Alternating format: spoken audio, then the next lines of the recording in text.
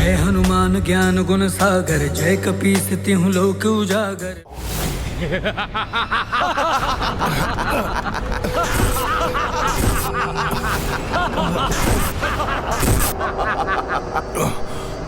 गिरा दूंगा इन दुष्ट असुरों को, तुम सभी असुरों का नाश करूंगा मैं। ऋषिवर को कोई हानि नहीं पहुंचा सकोगे तुम।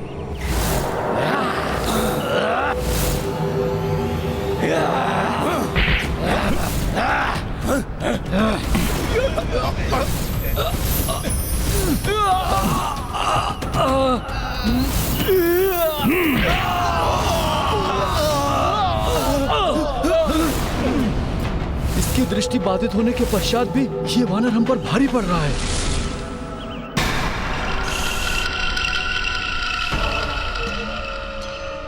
शांत हो जाओ साहब। वो ध्वनि को ध्यान में केंद्रित करते हुए हम सब पर वार कर रहा है वानर।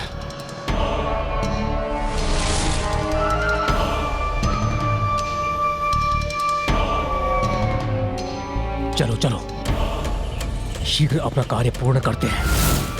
अब हम निद्रा में मग्न च्यवन ऋषि को सदा के लिए चिर निद्रा में पहुंचा देंगे। हनुमान तुम यहीं खड़े रह जाओगे। चलो।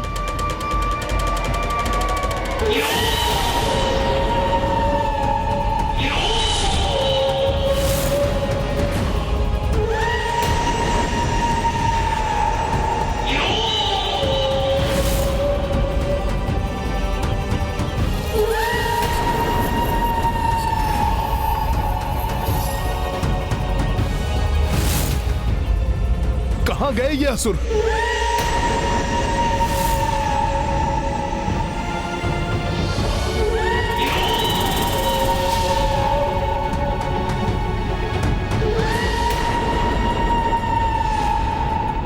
ये असुर तो ऋषिवर च्यवन की ओर बढ़ रहे हैं। कहीं इन राक्षसों ने उन्हें निद्रा से जगा दिया तो अनर्थ हो जाएगा। मेरी निद्रा भी भंग नहीं होनी चाहिए, अन्यथा मेरे क्रोध की ज्वालामुखी फट सकती है। मैं अभी इन्हें रोकता हूं।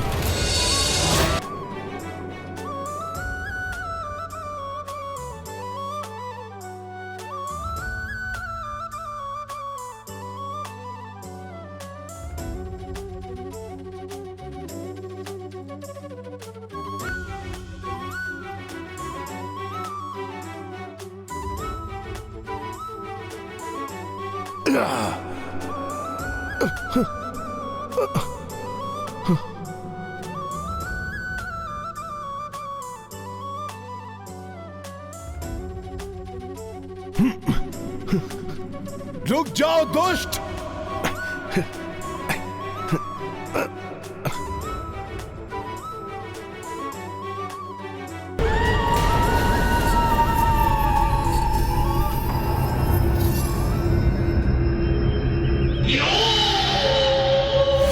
जय श्री राम।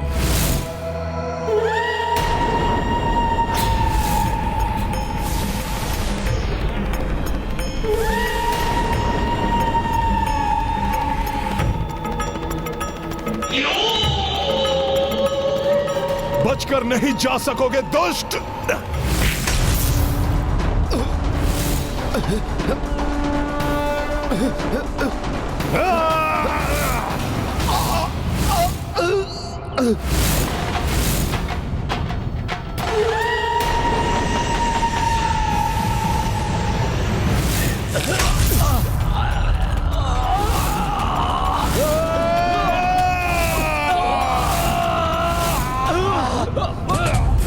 दिखाई नहीं दे रहे हैं तो क्या हुआ, उनके स्वर को ही सुनकर उन पर वार करूंगा।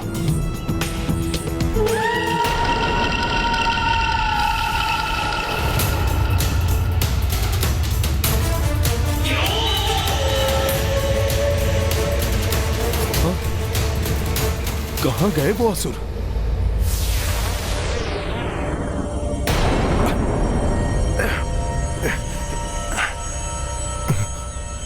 अभी भी मैं स्पष्ट नहीं देख पा रहा हूं, इसलिए इतना विलंब हो रहा है, अन्यथा इन असुरों को तो कब का निपटा चुका होता।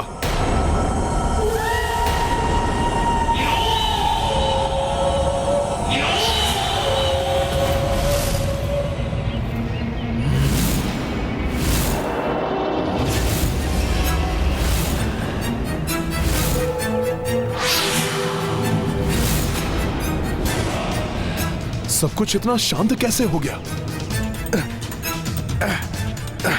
कहां गए ये असुर? अब ये असुर क्या करने की योजना बना रहे हैं? तो ये ऋषि यहां सो रहा है। कहीं ये दुष्ट ऋषिवर के समीप तो नहीं पहुंच गए?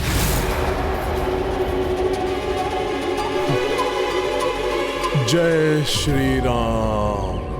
राम राम राम राम। जय श्री राम।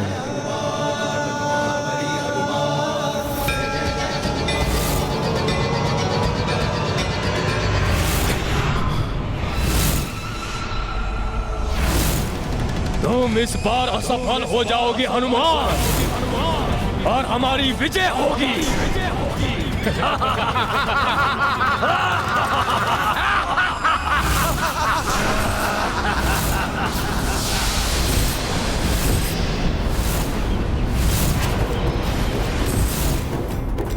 ये तो घोर अनर्थ हो गया। भंग हो गई ऋषिवर की निद्रा। अब उनका क्रोध मात्र इन राक्षसों पर ही नहीं, मुझ पर भी बरसेगा।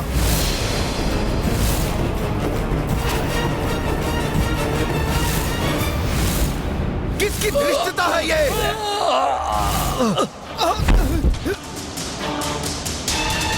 मुझे निद्रा से उठाने का दुस्साहस किसने किया?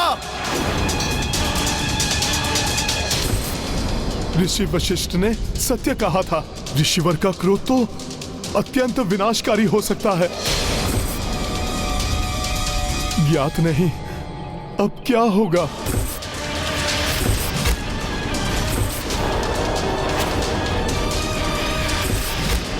हम तुम्हारा वध कर देंगे ऋषि, तुम्हें छोड़ेंगे नहीं। तुम्हें मारकर अपना कार्य पूर्ण करेंगे।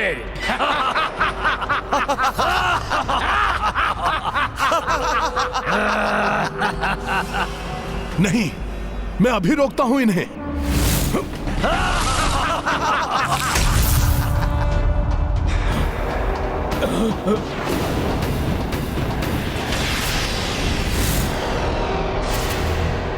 मेरे क्रोधाग्नि से भस्म होने के लिए तैयार हो जाओ सुनो।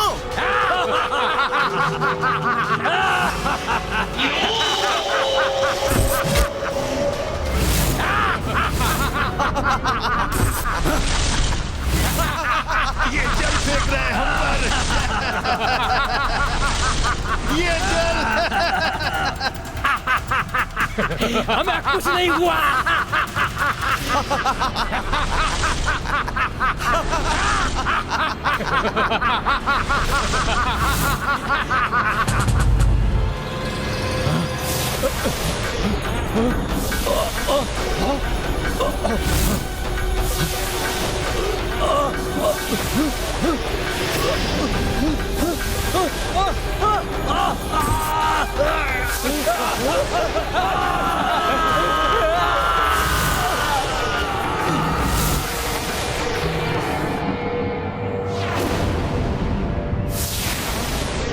व्यर्थ हो गई मेरी चाल, परंतु पराजय स्वीकार नहीं करूंगा मैं। कोई और उपाय सोच ही लूंगा मैं।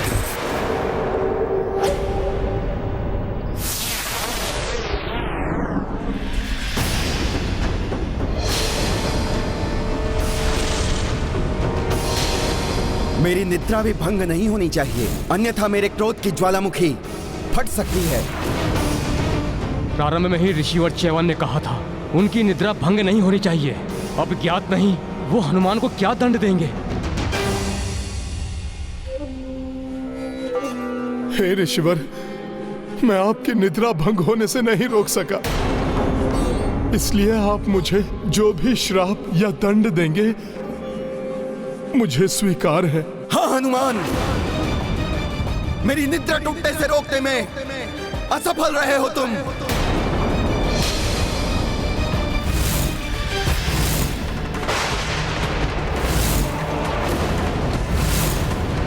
हनुमान,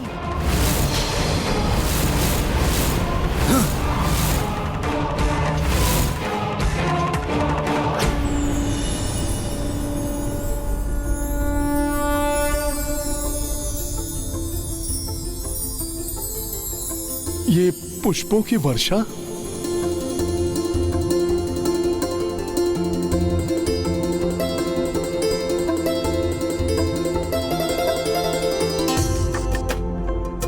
परंतु उन असुरों से मेरी सुरक्षा करने में तुम सफल रहे हो हनुमान, और मेरी निद्रा टूटने से रोकने का भी तुमने अथक प्रयास किया है। और मुझे यह भी ज्ञात है हनुमान कि यदि मैं निद्रा से जागता नहीं तब भी तुम मुझे कोई क्षति नहीं पहुंचने देते। इसीलिए तुम्हारे लिए यह कहना सर्वथा उचित है, साधु संत के तुम रखवारे, असुर निकंदन राम दुलारे, अष्ट सिद्धि नौ निधि के दाता, असबर दीन जानकी माता।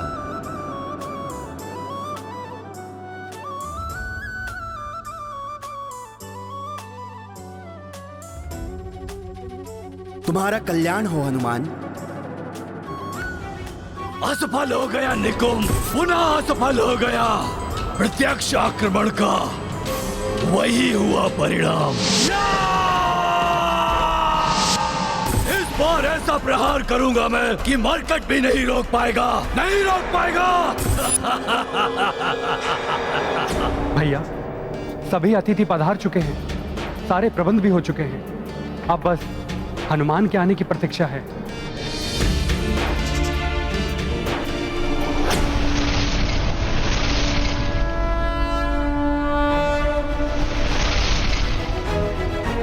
देखो लक्ष्मण, आ गया मेरा हनुमान।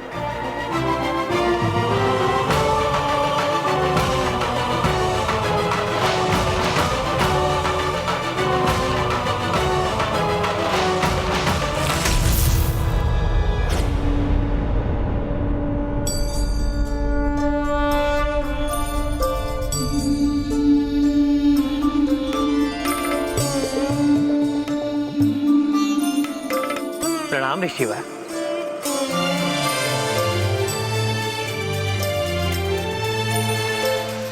प्रणाम प्रभु।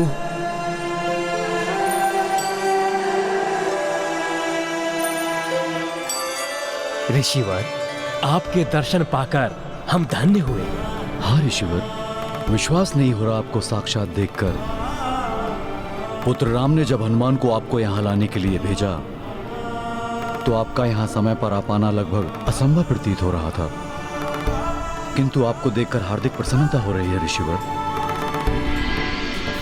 सब पर राम तपस्वी राजा, तिनके काज सकल तुम साजा, और मनोरथ जो कोई लावे, सोई अमित जीवन फल पावे। जैसे प्रभु श्री राम सबसे तपस्वी राजा हैं, वैसे ही हनुमान उनके परम भक्त हैं, जो समस्त राम काज सफलतापूर्वक पूर्ण करते हैं। मुझे लाने गए हनुमान रिक्त हाथ कहां लौटने वाले थे।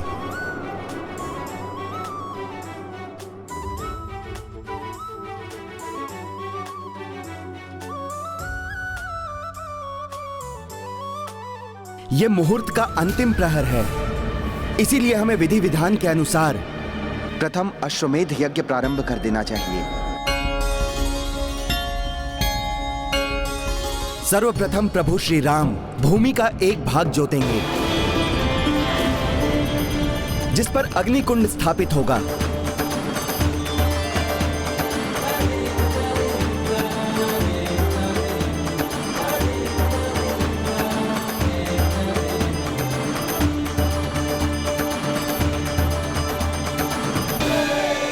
तथा उसके पश्चात पुरोहित रूप में महर्षि वशिष्ठ विधिवत पूजा के साथ यज्ञ आरंभ करवाएंगे।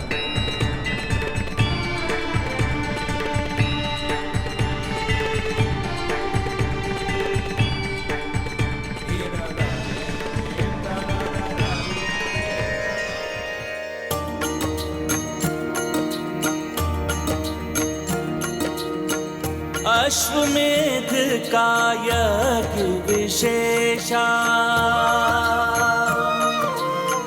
जाकी अवध नगर श्री गणेशा। यज्ञ के काज देख कर भाई, हनुमत मन ही मन हर साई। सिया राम जय हनुमान, राम सिया राम जय हनुमान। तत्पश्चात प्रभु श्री राम और माता सीता अश्वमेध संकल्प लेंगे। मैं रघुवंशी राम अपने राजधर्म और प्रजा धर्म के उत्तरदायित्व को पूर्ण रूप से निभाने का संकल्प लेता हूँ। प्रभु, अब अश्व का संरक्षक नियुक्त होगा और मेरे अनुसार यह दायित्व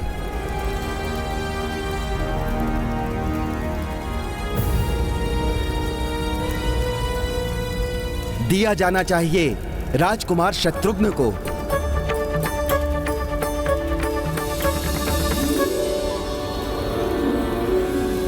और विशेष सहयोगी के रूप में होंगे राजकुमार भरत के पुत्र पुष्कल।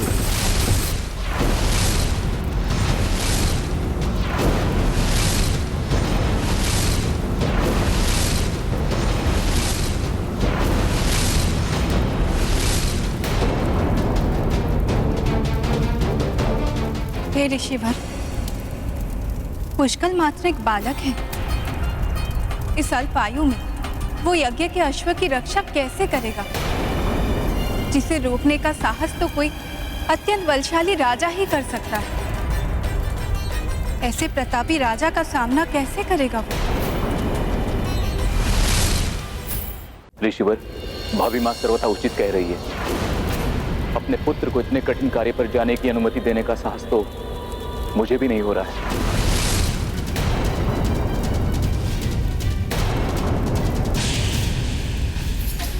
ऋषिवर के आदेश का खंडन कहीं उनके क्रोध को न जागृत कर दे। राजकुमार भरत,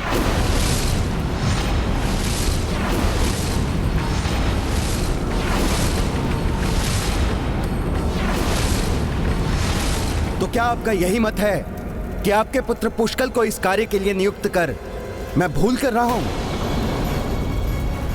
ऋषिवर, इन्हें क्षमा कर दीजिए। भ्राता भरत पुत्र मोह के कारण और माता सीता मां की ममता से प्रभावित होकर ऐसा कह रहे हैं।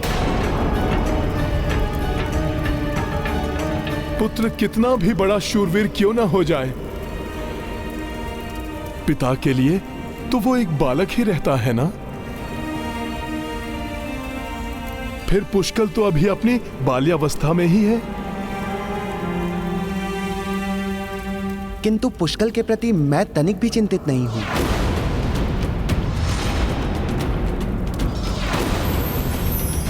भैया भरत नंदीग्राम में थे और माता सीता भी यहां नहीं थी जब पुष्कल बड़ा हो रहा था।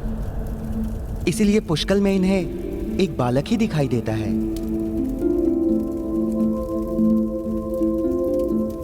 आप सभी उसकी वीरता से अनभिज्ञ हैं, क्योंकि आप सभी ने पुष्कल के शौर्य को अपने नेत्रों से नहीं देखा है।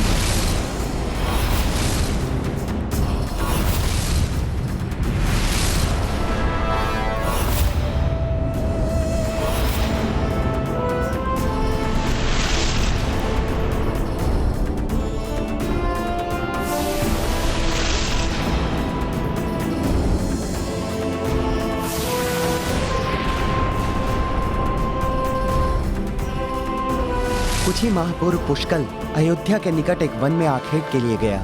अकस्मात उसे अनेकों सैनिकों के पदचाप सुनाई दिए। वो चकित और चिंतित होकर उस ध्वनि के स्रोत का निरीक्षण करने के लिए निकल पड़ा।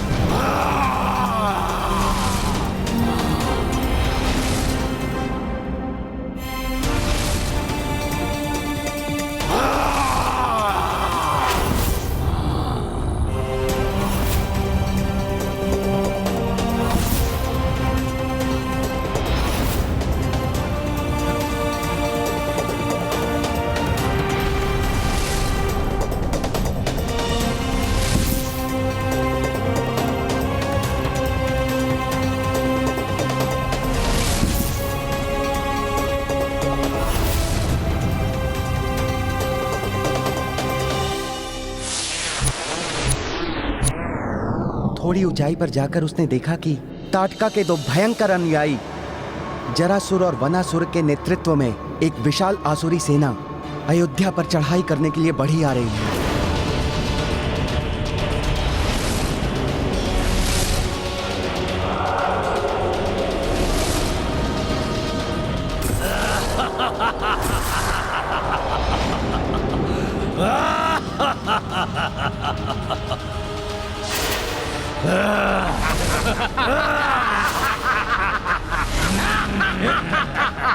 ये बालक हमारे मार्ग में।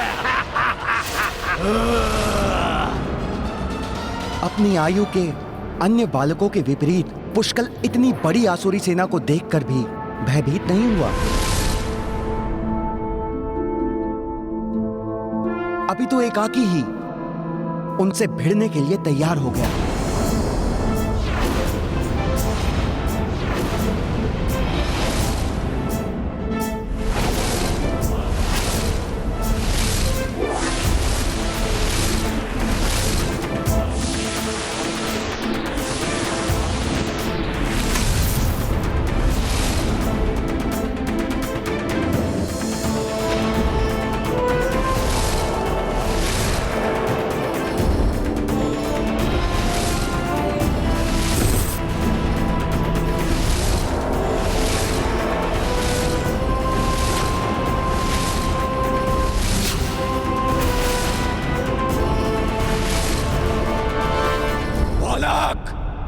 क्यों अपनी मृत्यु को चुनौती दे रहे हो? घृणा करनी है तो कहीं और जाओ। हम तो आज अपनी आसुरी सेना के साथ अयोध्या वासियों के साथ घृणा करने, उन्हें नष्ट करने आए हैं।